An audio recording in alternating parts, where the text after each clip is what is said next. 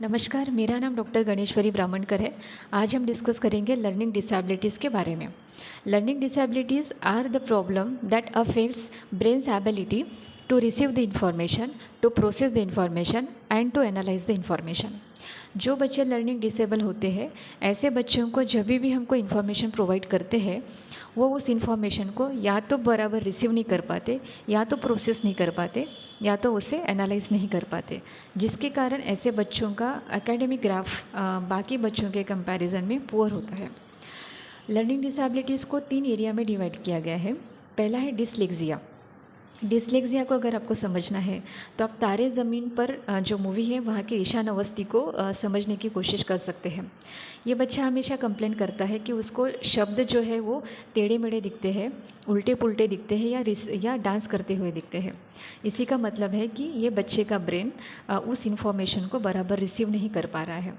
और जब भी ब्रेन किसी इन्फॉर्मेशन को बराबर रिसीव नहीं कर पाता तो वो उसके ऊपर प्रोसेस नहीं कर पाएगा या एनालाइज नहीं कर पाएगा, जिसके कारण उस बच्चे का एकेडमिक ग्राफ हमेशा पुअर होता है। दूसरा एरिया है डिसग्राफिया। डिसग्राफिया का मतलब होता है जो सिंबॉलिक लैंग्वेज होती है, ऐसे सिंबॉलिक लैंग्वेज को समझने में परेशानी होना, या जो मिलते जुलते शब्द है जैसे या राइमिंग वर्ड्स है, ऐसे शब्दों को समझने में परेशानी होना, या मिरर इमेजेस है जैसे PQ है, MW है, 6 और 9 है, छोटी मात्रा बड़ी मात्रा में कन्फ्यूजन होना, ऐसे चीज़ों को समझने में परेशानी होना। तीसरा है डिसकैलकुलिया। डिसकैलकुलिया का मतलब होता है जो मैथमेटिकल इक्वेशंस होते हैं और कैलकुलेशंस होते हैं उनको समझने में परेशानी होना या कन्फ्यूजन होना। जैसे जैसे बच्चा बड़ा होगा वैसे वैसे ये प्रॉब्लम सॉल्व होगी, ऐसा समझना अपने आप में बहुत बड़ी लापरवाही है, क्योंकि बच्चा जैसे जैसे बड़ा होता है वैसे वैसे उसका लाइफ और एजुकेशन दोनों कॉम्प्लिकेटेड होते हैं, और ऐसे कॉम्प्लिकेशंस को सॉल्व करने के लिए ये बच्चों का ब्रेन एबल नहीं होता। तो इसके लिए सॉल्यूशंस क्या है? पहला सॉल्यूशन है ऐसे बच्चों को स्पेशल एजुकेशन जैसे ऑडियो, वीडियो या सेंसरी टीचिंग एड्स के द्वारा हम इंफॉर्मेशन प्रोवाइड कर सकते हैं।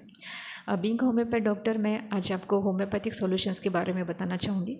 वैसे तो लर्निंग डिसेबिलिटीज़ में होम्योपैथी में बहुत सारे रिसर्च होने चाहिए, बट जितना हम काम कर रहे हैं इस फील्ड में, वहाँ से ऐसा अनुमान लगाया जा सकता है कि लर्निंग डिसेबिलिटीज़ में होम्योपैथिक मेडिसिन बहुत फ़ायदेमंद साबित हुई है। ये मेडिसिन से आपके इस मेडिसिन से बच्चे का जो ब्रेन का एबिलिटी है, जिससे उस इंफॉर्मेशन को वो बराबर रिसीव कर सकता है, प्रोसेस कर सकता है और एनालिसिस कर सकता है, जिसके कारण आपके बच्चों को जो भी पढ़ने लिखने में समस्या आती है उसे वो ग्रास्प कर ले या सॉल्व